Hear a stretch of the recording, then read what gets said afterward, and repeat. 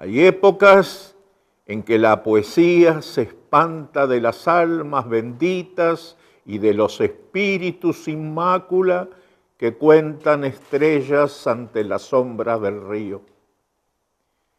Hay épocas en que la poesía pierde la buena medida, el buen tono, la buena contemplación, el buen amor, el buen humor, la buena razón y el buen apetito con que los cuerpos abren las puertas del destino. Hay épocas en que la poesía llora en la noche con lágrimas de niño y dice adiós a la belleza sin estrépito y corre hacia el infierno con botas de gigante para sus pies deshechos. Hay épocas en que la poesía no duerme entre las sábanas almidonadas de la cultura. Debe buscársela sonámbula y a los tumbos, casi ciega, entre tiros y gritos y pájaros de mal agüero en noticias policiales. Hay épocas en que la poesía solo conoce las prácticas subversivas y los métodos piqueteros. La cosa es tomar por asalto el palacio de verano y el de invierno, o cortar las rutas, o cubrir de humo negro el cielo, o morir de pobre en la soledad del silencio, como los elefantes mueren en los bordes de la selva.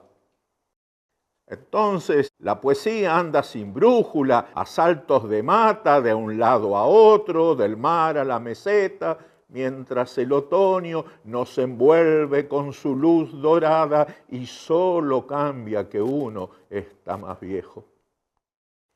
Hay épocas en que la poesía se plantea una última cuestión.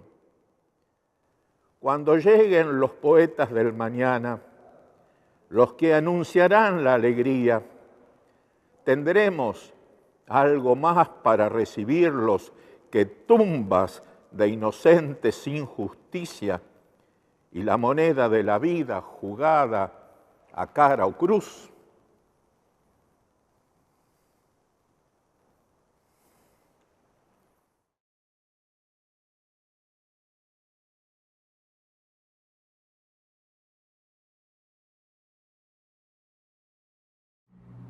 Bienvenidos todos a compartir este espacio, nuestro viaje a las estrellas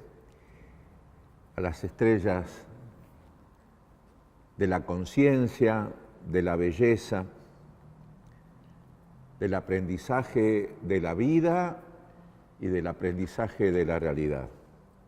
Al menos he ahí nuestro deseo y nuestra necesidad.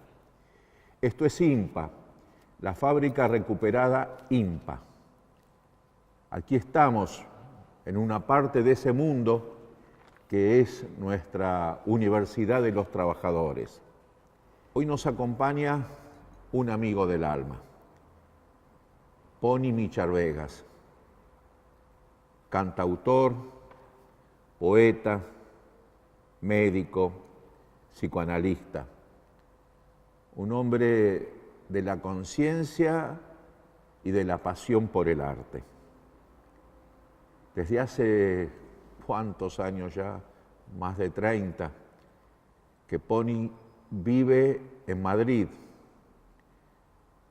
Es parte de los que conocimos el exilio y él a su manera sigue en el exilio, aunque a veces también esté aquí. Pero de ese tema vamos a hablar directamente con él. Y de la poesía también, y de la política, y de la vida. Y qué mejor para conocerlo a Pony Micharvegas que escucharlo en su poesía. Los dejo con él. Hace 2 días, el 22 de agosto pasado, recordábamos con Vicente en el Centro Cultural La Imaginaria la masacre de Trelew. 41 años. 19 compañeros ametrallados en el pasillo de las celdas donde estaban prisioneros. 3 de ellos sobrevivieron, aunque fueron asesinados en una ola represiva posterior por los amanuenses de la Junta Cívico-Militar Genocida. La noche de aquel día estaba en Córdoba y escribí este poema titulado El día de mañana, año 1972, 23 de agosto de 1972. El día de mañana que parece que vendrá feliz, que parece que vendrá cantando, está horriblemente muerto, desfigurado. El pan que comes entre estos asesinos no puede ser un sol, no puede ser la libertad, ni puede ser feliz. Que hoy no sangre tu cara no quiere decir que el mañana prometido no esté tumbado, muerto, que el mañana no esté llorando. Hoy mismo, ahora mismo, en esos campos sellados, una alambrada retuerce el grito de los vivos, el grito de los más vivos. Que no seas vos el que escupe sus dientes en una maldición ensangrentada, no quiere decir que no seas vos, que pidas por tu amor que te dejen vivir, que pidas por tu amor a la vida que te dejen vivir. Desnudo sobre una mesa no quiere decir que no seas vos el que caerá mañana. Mira bien a los ojos a tu hoy muerto. Mañana, si te quedas ahí, no vivirás mejor, mañana muerto. Estas son las sucias tripas de unos hombres, estas son las raíces vivas de unos hombres asesinados en el amor por su odio al hambre. La dentellada, la cremallera que los rompió, te ríe, te ofrece un falso pan, te habla de mañana. Mira bien a los ojos, a esas mujeres, a esos hombres muertos, no. Así mañana no vivirás mejor, mañana muerto. Mira bien a los ojos, agarrado, prendido, hundiendo tu cara en este tejido de sangre. No, así mañana no viviré mejor, mañana muerto.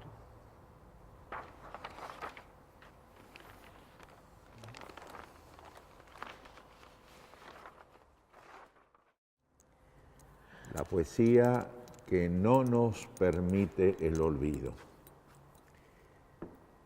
Pony Micharvegas con nosotros, ya compartiendo esta mesa de trabajo, a la que Pony se resiste. Él quería que estuviéramos de pie hablando sobre todos estos temas, pero bueno, hemos llegado como a un acuerdo entre amigos, siempre se llega, que la poesía venga desde él, junto con su trabajo plástico, de pie. Y la reflexión un poquito más sentados, porque no estamos sentados del todo, hemos quedado movidos, conmovidos por el poema, por el recuerdo de los compañeros de Trelew.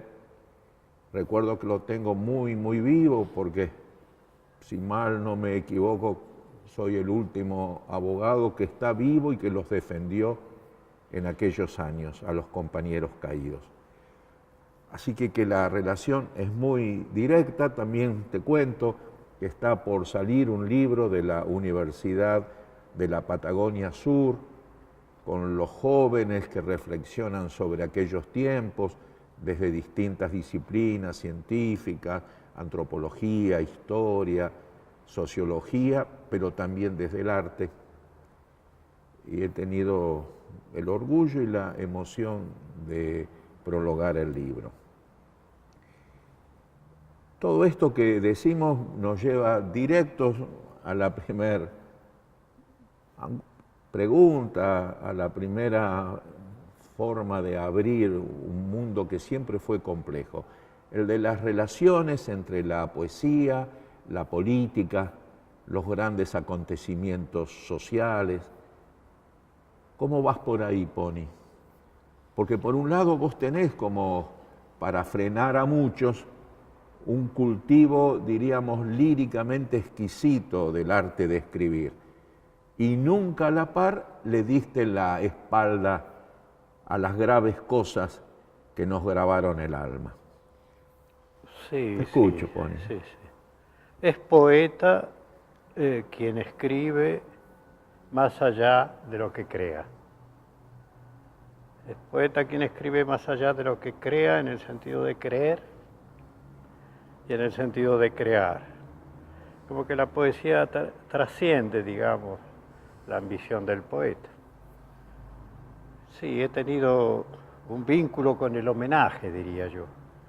A lo largo del tiempo he vivido 77 años, nací en San Fernando, provincia de Buenos Aires, en 1935, y para esa época, digamos, de plena actividad, hacia los 70, era un hombre joven, fuerte, imaginativo y creaba cosas, pero íbamos perdiendo compañeros, compañeras, vínculos, y hacíamos como un registro simbólico, no tengo otra palabra, de esa pérdida como para neutralizarla a través de los poemas, a través de las canciones que entonces comencé a escribir. Sí, mi vínculo con la poesía es sencillo en el sentido de siempre consideré que toda palabra es poética, ¿no? Tiene una naturaleza de por sí trascendente, pero a su vez toda poética es política, porque no podés leer un texto sin analizarlo y sin poder llegar a sentir lo que está pensando el quien lo escribió. Pero desafortunadamente no toda política es poética, Vicente.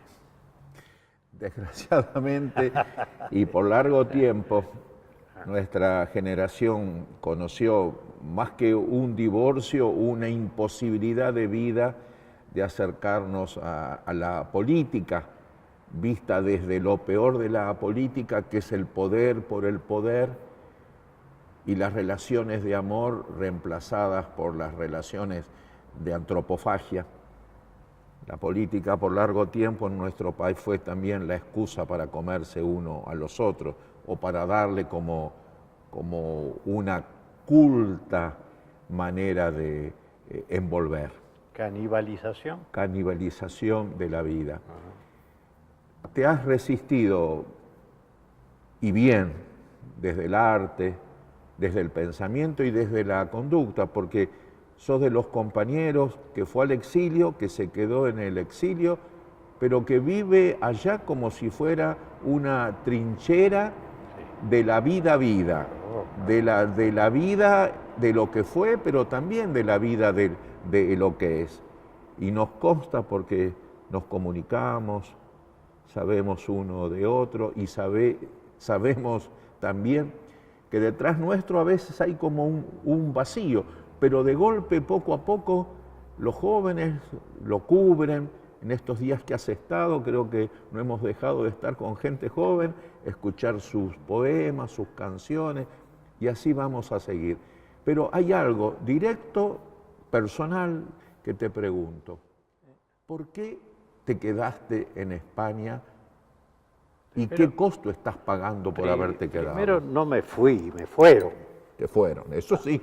El exilio. Fundamental, porque si estamos hablando del lenguaje. No, pero estábamos hablando del lenguaje, exilio. La diferencia entre te fuiste y te fueron. Sí. A mí me fueron. O sea, por supuesto que un amanuense del periodismo, un tal Aiscorbe, de apellido Roberto Aiscorbe, cuando son secuestrados los hijos de Bunge y Born, se pide un rescate de $10 millones por ellos. Y Aiscorbe estaba dentro de un grupo ideológico, dirigía una revista que se llamaba El Burgués, de ahí que no me quiera aceptar como burgués. Y por encargo se dirime de que no pague el secuestro a la familia Bunge y Born, que más bien deposite todo aquel dinero, aquel caudal, en una campaña antisubversiva. Así de hecho. Y el Roberto Aiscorbe asume el triste papel de un periodista de levantar los informes que en ese momento tenían los servicios de inteligencia de la Marina, y bueno, y recortes de periódicos, manifestaciones que hacíamos en contexto, que son sacadas de allí y montadas después como manipulación. Y este hombre publica un libro como de 600 páginas, donde edita el nombre de unos 800 compañeros, que de todas las órdenes, sindicalistas, profesionales, artistas, de todo. Bueno, es pavoroso. Se llamó El mito peronista, ese libro. Era distribuida gratuitamente en las empresas y se vendía a un precio ridículo en los kioscos. Suponte que un libro de 600 páginas que podía costar 80, ahí lo podía sacar en el kiosco por 10. El asunto, ellos querían promover aquella lista negra, entre comillas y sin comillas, que era ese libro. Yo estaba incorporado como el responsable de la infiltración en los medios de comunicación del discurso terrorista, revolucionario y todo. Era un cargo muy fuerte, muy fuerte. Con lo que estábamos sabiendo que estaba pasando alrededor nuestro, aquello no se podía soportar. Haroldo Conti me había llamado unos días antes, porque tenía un nenito pequeño al que no he visto en estos 37 años. Eso es increíble, es increíble. Entonces yo era médico entre otras cosas también. En ese Ernesto se llama. Sí, lo tuve en la mano y le revisaba la barriguita, así, esas cosas. Y Marta contenta, porque bueno, había un médico de confianza. Entonces ellos inauguraban una casa, bien. Eso lo conté una vez en La Plata contigo. Ellos inauguraban una casa, ahí en la calle Santos Dumont, ¿puede ser? Por ahí, por Chacarita. Y entonces me invita a eso, a estar juntos, a comer unas pizzas con mis hijos, y mientras tanto reviso a Ernesto, ¿no? Era la segunda vez que lo veía a Ernesto chiquitín. No, estaba fantástico. El que no estaba tan fantástico era Haroldo, ¿no?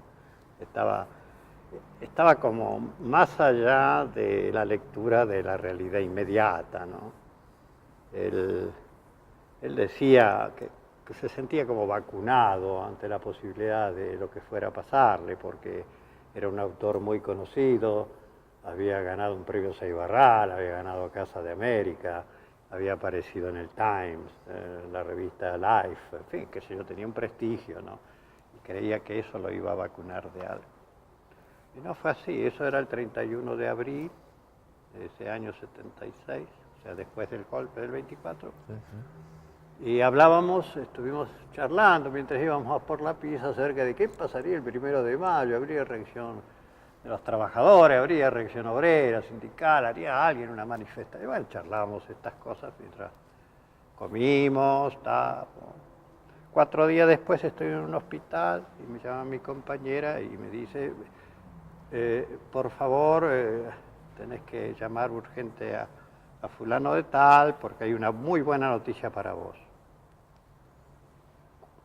Era un momento muy particular porque las noticias malas se vertían de sentido. Si era una buena noticia, era una mala noticia. Si era una mala noticia, era una buena noticia. Una manera de entendernos entre los compañeros, ¿no?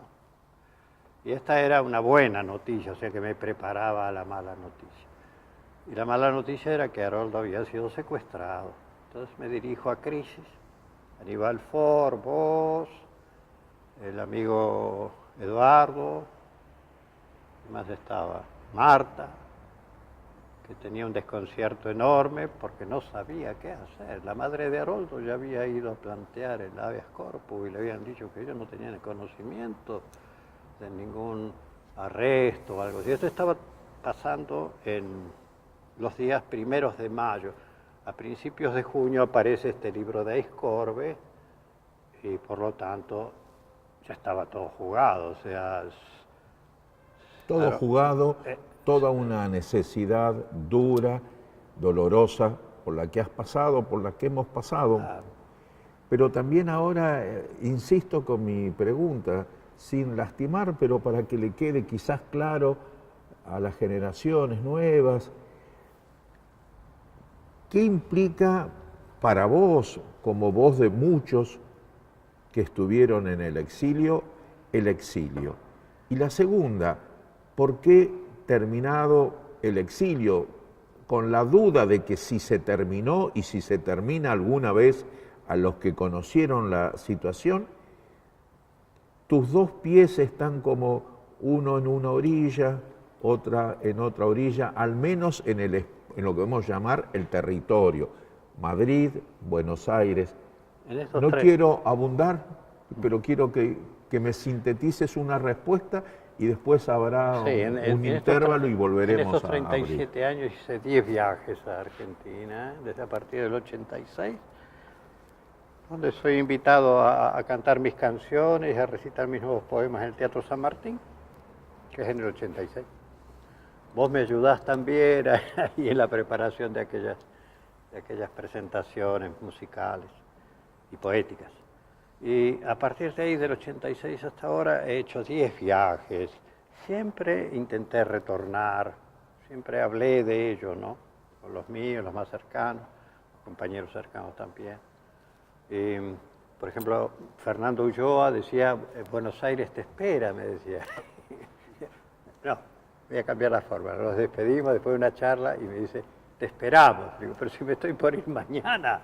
Y dice, no, Buenos Aires te espera. Ese tipo de actitud que tenía Fernando, entrañable, compañero a lo largo de los años, maestro y analista, y un hombre importante en derechos humanos, en la preservación y el cuidado de los familiares de detenidos desaparecidos.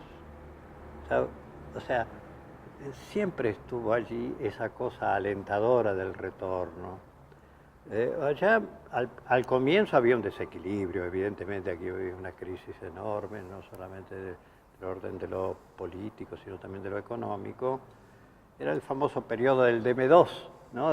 O sea, del dólar fácil y toda aquella menezunda que en realidad a lo único que llevaba era la entrega eso al mejor impostor. No el mejor postor, sino el mejor impostor, ¿no? Cosa que se llegó a vender, creo, hasta el subsuelo, me parece que en este momento está vendida, ¿no? Bueno, a lo mejor Argentina es esa cosa que uno entrañable, que uno quiere tanto, pero también tiene algo de alfombra voladora, ¿no? O sea que es una pequeña superficie donde algunos locos sueltos animamos la existencia del vivir como argentinos. Sentí esa responsabilidad de quedarme y de resistir a través de colaboraciones. He colaborado mucho con los compañeros argentinos y uruguayos de Suecia, he colaborado mucho en revistas y de publicaciones en Italia. He estado 10 años en el núcleo duro de Resumen Latinoamericano, dirigido por Carlos Aznares, y en los últimos años creé una sesión que se llamó El Escarabajo Durito, como homenaje al sub, y donde aparecían los grandes poetas argentinos, ¿no? He trabajado muchísimo y siempre lo he hecho así con una soltura, una magnanimidad y una fuerza de la cual estoy empezando a carecer un poco. Antes que te nos canses más, porque no quiero que te sientas cansado, porque te hemos escuchado como poeta con una vitalidad absoluta y a veces los que cansan son los recuerdos. Unos instantes de pausa y volvemos con el entrañable Pony Michar Vegas, poeta de verdad.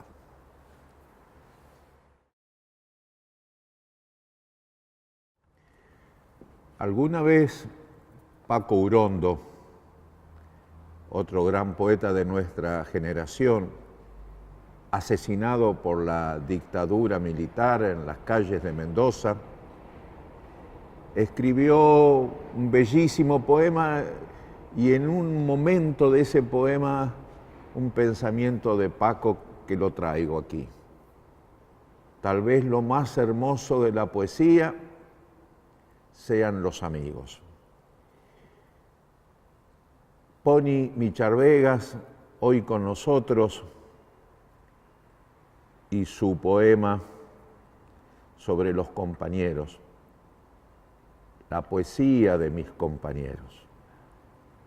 En la década de los 70, entre los cantores poéticos argentinos, se agitaba una controversia. ¿Qué hacer? Musicalizar poetas consagrados, musicalizar nuestros versos todavía no consagrados. Tomé la decisión de ir por el camino del medio y decidí cantar la poesía de mis compañeros. Llenos de falsas palabras como andamos, entre ofertas y eslogans y ritmos traicioneros, por amor a mi fe y a la vida que viene, canto la poesía de mis compañeros. La verdad es más fuerte que cualquier cadena. Nada grita más alto que un verso prisionero. Mientras la canción se cansa y el arte se desploma, canto la poesía de mis compañeros. La tallaron en sierras, en selvas, en montañas, en fábricas y campos, en jornadas de acero, en quebradas oscuras donde brilló la muerte y en ciudades perdidas bajo los tiroteos. La salvaron del riesgo de morir asfixiada en la cámara cínica del mensaje con miedo, porque ella ha sido escrita para alentar coraje. Canto la poesía de mis compañeros.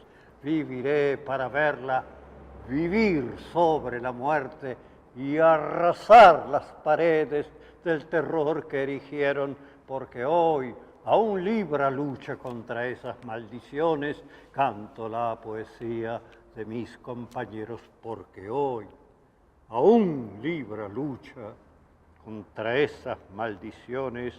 Canto la poesía de mis compañeros. Recordemos, ¿quiénes participaban de aquel grupo, de aquella corriente de la nueva canción? Bueno, había estado un sector de artistas conocidos o modelos, caso de Nacha Guevara, que cantaba Benedetti, a Mario, ¿no? Por supuesto. Estaba gente como Dina Roth, que traía las canciones sefardíes. Estaba Jorge de la Vega, que cantaba sus propias canciones. Schuchen, por supuesto. El Tano Pagliaro. Facundo Cabral, desafortunadamente asesinado en Ciudad de Guatemala hace ahora precisamente un año. El 9 de julio se cumplió el aniversario de esa muerte terrible, ¿no? Y merece, bueno, había grupos distintos. Un poco más allá estaba Leonardo Fabio con mucho éxito. Se quería aprender entonces María Banner, que había sido mujer de Fabio. Y nosotros nos agrupamos alrededor de un pequeño conjunto de 16 músicos y cantores, donde figuró Miguel Cantilo, Roque Narvaja, digamos de los que pudieron después tener una carrera profesional reconocida, y se llamó La Canción Permanente. Trabajábamos en el Teatro Larrañaga, que era la sede también del sindicato de boxeadores, ¿no? Lindo lugar. Lindo lugar, porque de pronto te encontraba con unos tíos muy viejos, muy golpeados, ñatos y qué sé yo qué, tenían una especie de asilo ahí arriba y aquello era patético. El teatro aquel lo dirigía Pedro Aschini. Y bueno, poco después nos fuimos radicalizando y constituimos otro grupo más amplio, casi de 20 compañeros, Barba Mayo, Mario Alberto Costa, Nazareno Greco, que está dentro de la lista de detenidos desaparecidos, Héctor Rivera, que está dentro de la lista de detenidos desaparecidos. Y pudimos en 2 años prácticamente de vida, entre el 72, fines del 72 y comienzo del 74, Tono Báez. El querido Tono Báez. El querido Tono Báez. Y de esa experiencia. Canto popular urbano. Canto popular urbano. Sí. ¿Qué ha quedado en pie? En este momento hay una señora, Lorena Bercero, que está escribiendo precisamente sobre las manifestaciones anteriores al golpe. Manifestaciones tanto en el teatro, Norman Brisky y toda esa derivación, toda esa deriva, Y en la canción Canto Popular Urbano. El libro está en prensa. Creo que está un poquito angustiada porque tendría que haber salido en noviembre y va a aparecer en marzo. Y a lo mejor en ese momento Canto Popular Urbano ayuda, digamos, a la presentación de este libro. María Teresa Corral, Norma Peralta, Marta Sigal, que bailaba entonces, en fin, una cantidad, ya te digo, éramos 16, 18 compañeros. Hicimos unos 50 recitales por las provincias, por distintos sindicatos. En ese momento nos acogía, qué sé yo, el SADEM, por ejemplo, ¿no? El Sindicato Argentino de Músicos. Muy combativo. León Gieco estaba en un comienzo, también los hermanos Miguel y Eugenio. También en un momento dado pasó por Queto hasta que se decidió por la revolución mental y otras cosas. Pony, de aquella época... Me parece que estoy exagerando. De aquella época, y viendo el mundo de hoy, la realidad de hoy, el arte de hoy, ¿sentís que hay una relación, una continuidad, o eso fue quebrado por la dictadura militar y nos quedan dos situaciones, dos generaciones sin vasos comunicantes, al menos en lo profundo? ¿Cuál es tu apreciación? Estoy en un total acuerdo con vos en ese aspecto. La dictadura produce un agujero negro en distintos sentidos, ¿no? No solamente en el político, digamos, también en el cultural, por supuesto, en el económico, en el social, ¿no? Y eso se siente. El espacio que estos intelectuales debieron haber, o estos intelectuales comprometidos debieron haber desarrollado dentro de un proceso revolucionario, ha tenido que retroceder, ha tenido que irse o dispersarse, la diáspora, el destierro, el exilio, cuando no la prisión y la muerte, y por lo tanto se crea un agujero negro y ahí hay un sinsentido, hay un no saber, ¿no? Falta esa comunicación entre aquellas generaciones que ahora, a veces digo, yo no soy el retorno de la momia, soy el retorno de lo reprimido. Este no es el regreso de la momia, no es la momia que viene, es el retorno de lo reprimido. Esto es lo que fue reprimido. Estos contenidos fueron entonces quitados de circulación, negados. Y tenés razón, sí, hay un agujero negro que habrá que cicatrizar, como esperar que cicatrice o ir nosotros cosiendo con hilvanes, acercando los labios de ese abismo, sin que la gente joven ha sido transculturada, loco. Ahora están no sé, está metida en otros ritmos, llenos de falsas palabras, como andamos en el 72, se advertía. Entre ofertas y eslogans y ritmos traicioneros estamos advirtiendo en el 72. ¿Y eso provoca dolor en vos? Total, no sé, teníamos un proyecto, ¿no?, de cambio radical, de radical en el sentido de raíz, no de radical del pueblo, ¿no? Radical en el sentido de raíz, y eso evidentemente se ha frustrado. Bueno, estamos tratando de reanimarnos, ¿no? Pero claro, la única reanimación que conseguimos es aceptar que USA nos usa. USA nos usa, una. Y aceptar que CCCP también quería decir cucurrucucú, paloma, ¿no?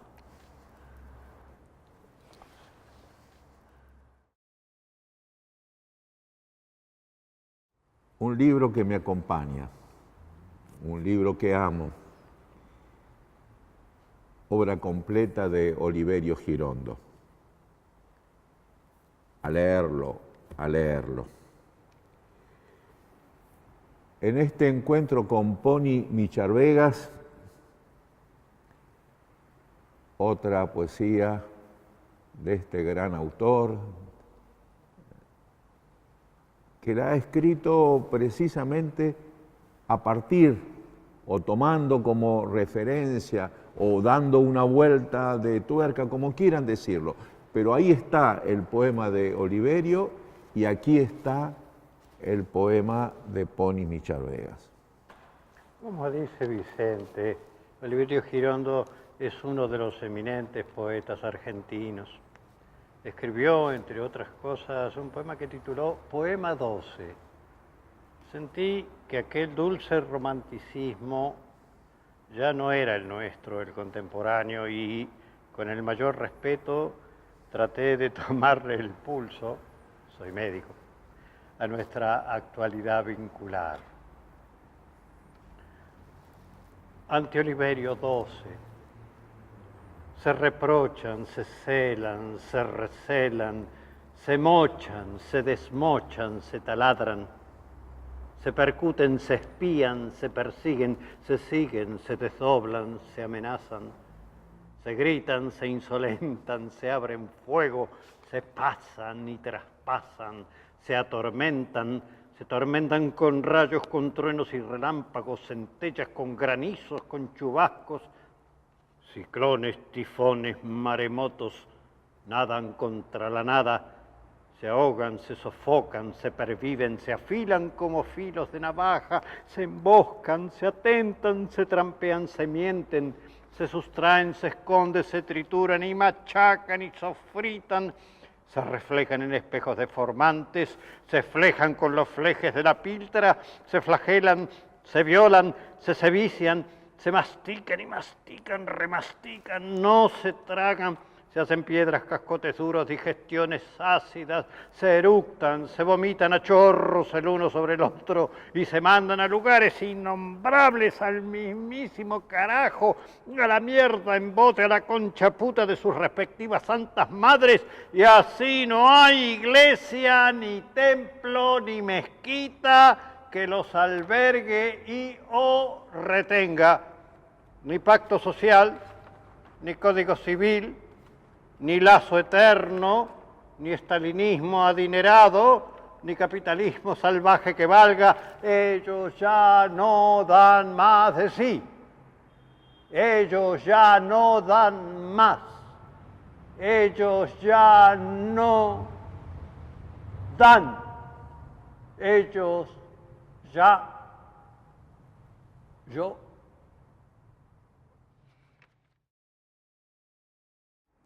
Nos conocemos, nos leemos, sé de tu riguroso trabajo con el lenguaje todos estos últimos años. Siempre cuidaste el lenguaje, siempre lo investigaste, pero ahora le has dado como otra vuelta de tuerca, este giro a usar más que el lenguaje, diríamos, de la literatura, el lenguaje de la cotidianidad absoluta y porteña más que nada, y convertirla en la materia para tu nueva poesía. Sí, entonces, tenemos pocos minutos, pero quiero que nos cuentes un poco de estos trabajos tuyos. El 11 de septiembre del año 2001 se produce un acontecimiento iconográfico planetario, digamos, que estremece al universo, ¿no?, al mundo que es conocido, ¿no?, que es el ataque sobre las Torres Gemelas y sobre el Pentágono. Unos aviones comerciales de pronto se transforman en armas de guerra. Un viejo país guerrero que siempre había guerreado en tierras de los demás, de pronto es tocado en su propio territorio. Ese amor que los yanquis tienen por las grandes tetas, así que les gusta muchísimo, es una especie de mitología que hay ahí, que son cercenadas las dos grandes tetas del Trade Center.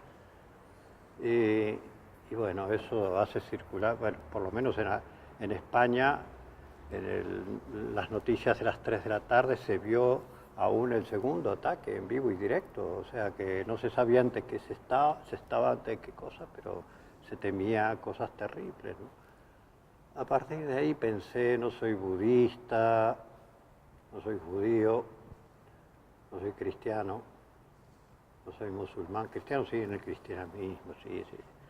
Pero no practico eso. No soy musulmán. Entonces pensé que siempre estaba escribiendo dentro de un calendario gregoriano, ¿no es cierto?, ¿no? Año 11 de septiembre del año 2001 después de Cristo, por supuesto. Y que si hubiera estado viviendo, digamos, en la zona musulmana firmaría de otra manera, o en la judía o en la budista. Y dije, no, creo mi propio calendario, pero a la vez se generó una poética de conmigo o contra mí. ¿Sabes? El in-out. O, ¿sabes? O esa cosa bipolar que propuso Bush. O están aquí o están del otro lado. Por lo tanto, me negué a ello y eso rebotó en la Academia Española, que son 50 millones de habitantes, que no todos hablan el castellano, por supuesto, porque hay distintas lenguas como el gallego, el euskaldún, el catalán, el valenciano, pero bueno, el hegemónico es el castellano. Y pensé que somos una población de aproximadamente 500 millones de habitantes que hablamos el castellano, pero de modalidad americana, ¿verdad? Entonces somos la mayoría democrática en el planteo, digamos, cuantitativo. Ellos son los 50 millones que tiene la academia ahí, y nosotros somos 500 millones que tenemos que repetir las leyes que nos mandan. Ante ese autoritarismo verticalista me rebelé. Yo digo, de ahora en adelante empiezo a escribir con fonética rioplatense. Porque la gente me advertía, dice, Pony, han pasado tantos años en España y no se te ha ido la pronunciación porteña argentina. No se me ha ido. Entonces digo, si la gente me está advirtiendo eso, que es un fenómeno que está en mí tan fuerte, ¿por qué no voy a escribir así? Entonces, claro, yo no digo cabello, yo digo cabello, caballo. Así que, ¿por qué voy a escribir con él lo que es una Y? No digo caza, digo casa. Entonces, ¿por qué no voy a escribir con Z lo que... Y así con todas las pequeñas cualidades fonéticas que nosotros como una entidad, ¿no? Para reforzar también una entidad alternativa a esa hegemonía aplastante, ¿no? De las academias.